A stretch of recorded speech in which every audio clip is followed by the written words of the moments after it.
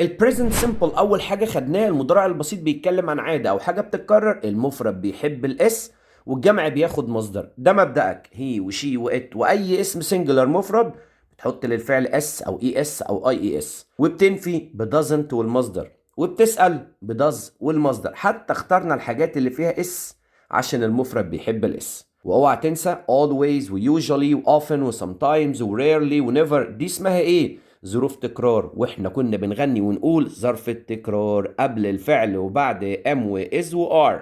بقول I usually play، انا عادة بلعب، ما بقولش I play usually. ليه؟ عشان ظرف التكرار قبل الفعل مش بعده.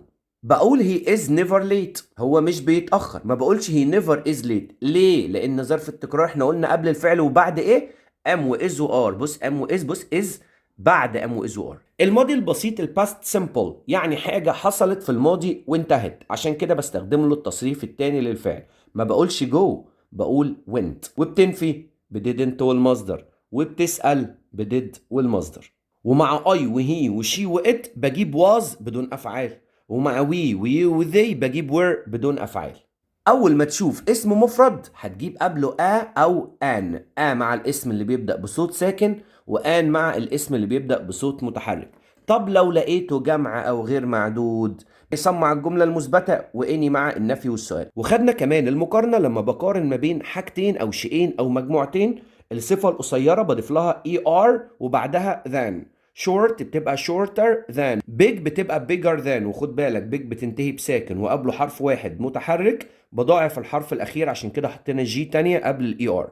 نايس بتبقى nicer than، وعلشان آخرها اي ما بحطش اي ار، بحط ار بس عشان هي أصلا فيها اي. healthy بتبقى healthier than، علشان اخرها واي بشيل الواي واحط اي وبعدها بضيف الاي ار ذان. ومع الصفه الطويله اللي هي بتتكون من اكتر من مقطع، الصفه الطويله قبلها more او less بعدها ذان. احفظها كده على طول زي ما بنقول more beautiful than. واوعى تنسى الجدول الجميل جدا ده يحفظ زي اسمك. good ما بتبقاش gooder than، بتبقى better than. دي حاجات irregular يعني غير منتظمه. bad سيء، worse than اسوأ من. little قليل، less than أقل من. وmuch وmany بيبقوا more than أكتر من. وهنختم بإن وأون وآت. in شهور وفصول وسنين وتلاتة أوقات اليوم. in the morning، in the afternoon، in the evening. in the morning في الصباح، in the afternoon في وقت بعد الظهيرة، in the evening في المساء. دول بيجوا معاهم in. ولو شفت شهر أو فصل أو سنة بياخد in. on أيام تواريخ. احفظ معايا يا بطل. on Friday، on holiday، on a sunny day، on the weekend، on school days، on time. وخد بالك ان on time ملهاش علاقة بالأيام أصلا. on time معناها في الوقت المحدد وبتحفظ كما هي. أما الباقي كله تحس إن هي أيام. ولو جاب لك شهر وفي تاريخ، يعني مثلا بنقول on March 28th.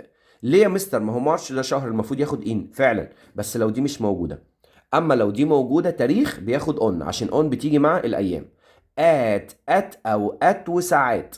at 3 p.m. الساعه 3، at 7 o'clock الساعه 7. يبقى اي ساعه بتاخد at. وخد بالك من التعبيرات دي كويس، والاوقات دي احفظها كويس جدا جدا. at night، at midnight، at midday، at noon، at lunch time، at breakfast. انا بحبك جدا جدا.